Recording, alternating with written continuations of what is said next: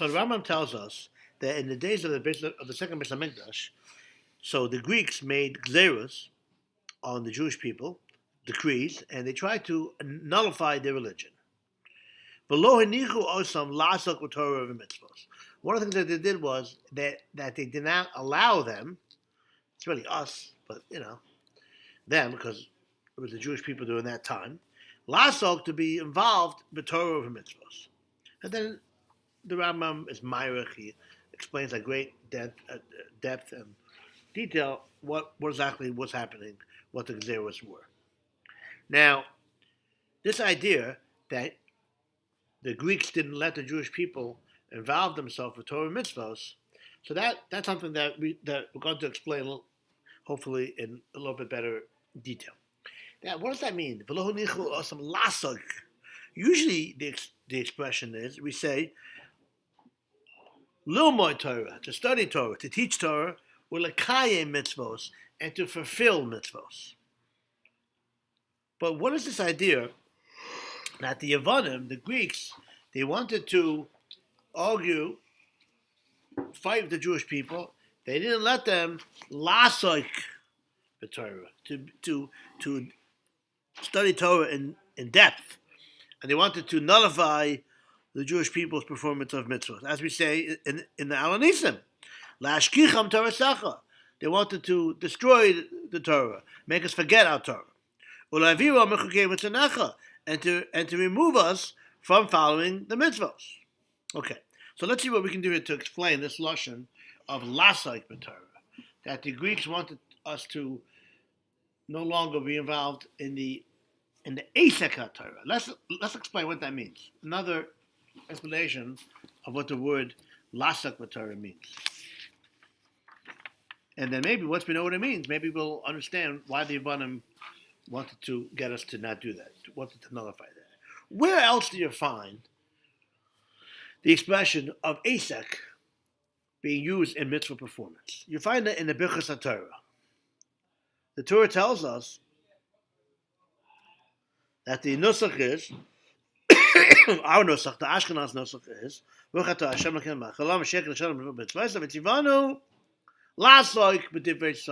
doesn't say that we were commanded to study Torah or even to teach Torah, but to involve ourselves in the words of Torah. So it doesn't only mean a person that studies Torah. Let's say somebody who doesn't have the intellectual ability, just not so smart, has to make a living. So he supports Torah. He's involved in the study of Torah. Not physically. Maybe he only fulfills his daily requirement to study a little bit in the morning and the evening. But the rest of the day, how does he fulfill the mitzvah of studying Torah as a business? We'll explain that in a second. To totally involve himself in Torah. Was he a liar in the morning? When he says, and you commanded us to busy ourselves with studying Torah, he's not busy with studying Torah. He only learns in the morning and at night. A few hours in the morning, a few hours at night. But if he supports Torah, just a side point, if he supports Torah and he helps people who do study Torah, then he is involved in the studying Torah. He's not physically involved as much as the rabbi who studies all day. We're in a kollel now. This place is built on the idea of the people trying to study Torah all day. So that would also be a fulfillment of this bracha. So he's not lying when he says, and you commanded us, and I try to fulfill the mitzvah to involve myself in Torah. I am involved myself in Torah if I support Torah. It's not only the one that studies Torah, even the person that supports Torah. The Bach tells us a beautiful idea. Why is the nusach bracha? And then we'll tie it into Chanukah, hopefully. Why is the nusach bracha, Max? B'tivano lasok b'divrei Torah. Is that what the bracha is, or is it to study Torah? Why don't we say lumah Torah? Why do we say lasok b'divrei Torah? So right now I said one shot that includes people who don't physically learn, but people who help other people who do study Torah. So that's one possibility. The Bach tells us another thing. It says in the Torah that Hashem promises, if you follow in my ways and you study Torah in depth, then you're going to get the reward is that you're going to get all these great things that are going to happen. So we know, and that's exactly what Chazal tell us, that when it says that the promise that you'll get good things comes from what? From Shetiyu Amelim B'Torah, from studying Torah in depth. So that's the answer to the question, says the Bach. So it's not just learning Torah. Asik B'Torah means that a person is involved with Torah and it becomes his asik, it becomes his business. I'm going to explain what that means. Not just studying Torah, just studying the words, but delving into it, toiling in the study of Torah.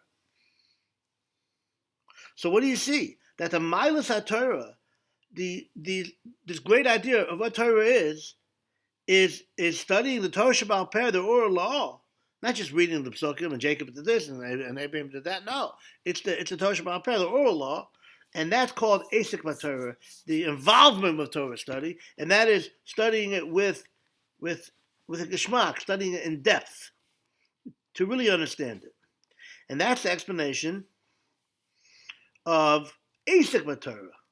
That's like from the expression of a business.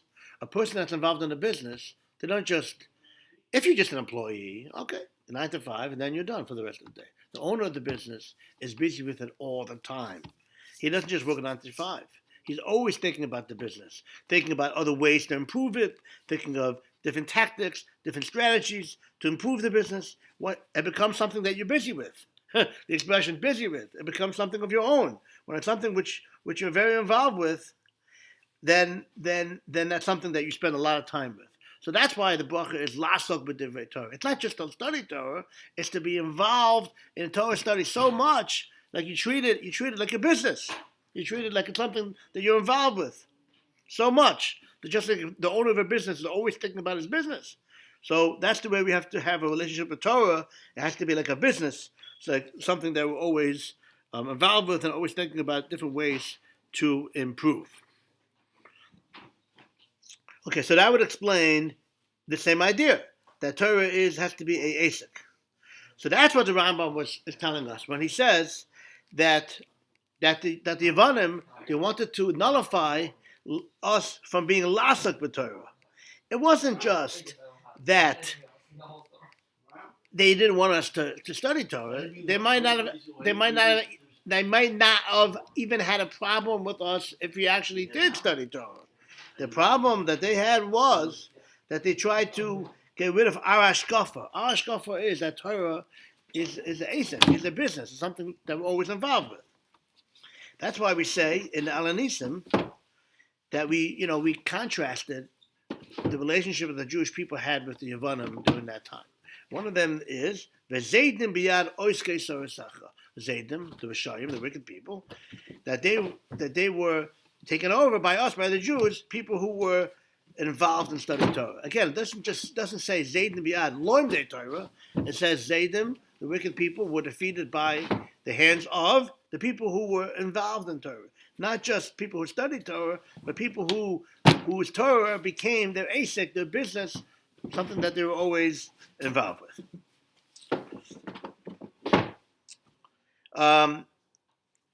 Now, let's explain this a little bit more. Now, this idea of treating Torah as not just something that you do, but something that you're asik, something that's your business, something that you're very involved with, that is actually the idea of doing mitzvahs with simcha, being happy when you perform mitzvahs. Something which is just something that you do. It's just a ritual, but you're not really involved with it. You don't do it with a geschmack, with a zest, with a zeal, with enthusiasm. As there's a Jew out there that says that we should curb our enthusiasm. But mediocre crowd today. I can't say tough crowd today because I did get a half a smile. It was like a mediocre crowd today, okay? But we say, no, don't curb your enthusiasm. You should be happy. You do mitzvahs b'simcha. That's what it is. That's the Chanukah. That you light a candle, and that candle, Ner Hashem, Nishmas Adam, the candle of God is the soul of a person. That little candle, the little candle goes ahead and pushes away a lot of darkness, and that's the idea of lighting candles, lighting the spark, and using that spark, the enthusiasm, to light up the rest of the day, the rest of the night, to light up our mitzvah performance. That's the idea of doing mitzvahs b'simcha. If there is Hashem b'simcha. Now, I want to explain that this idea of asik, of being involved, it's not just by Torah, that's by mitzvahs too. That to do a mitzvah, your whole body becomes involved in the mitzvah. Now, it doesn't only apply during the time when you actually perform the mitzvah, that you perform a mitzvah properly with all the halachos and all the hidurim to do it properly and all the better, the best way to do it. It also means the preparation for the mitzvah. That's why some people say there's a prayer called L'Shem Yichud that they say before the prayer, because they want to sanctify the mitzvah. They want to have the proper hachanas, the proper preparations. That before you do the mitzvah, you should do it with the right intentions. So you go ahead and you do it, with the right gusto. I'm going to end off by bringing in this idea. The Rishalmi tells us that that's the problem with a lulav hayovesh. We know the Mishnah tells us a lulav that's dried out is puzzle, is no good. Says the Rishalmi, because it's considered like a dead person. Just like a dead person can't do mitzvahs. Lo amesim yahaluluka, a dead person can't praise God. So also, the lulav hayovesh, the dried out lulav is no good, because it's like a mace. We can't do mitzvahs like a mace. We have to do mitzvahs not dried out, with enthusiasm. All mitzvahs have to be done with enthusiasm, with a chiyus, with a geschmack, not like a lulav hayovesh. And that's what the Torah tells us in Pashas Kisavo, that bad things happen because we don't do mitzvahs b'simcha uvetuv levav. We have to do mitzvahs b'simcha, with happiness and with the goodness of our heart. That's why bad things happen. If you don't do mitzvahs with the simcha uvetuv levav. The Kotzker Rebbe tells us a very beautiful pshat in a verse in Tehillim. It says, "Korach masav hidgid la'amoy."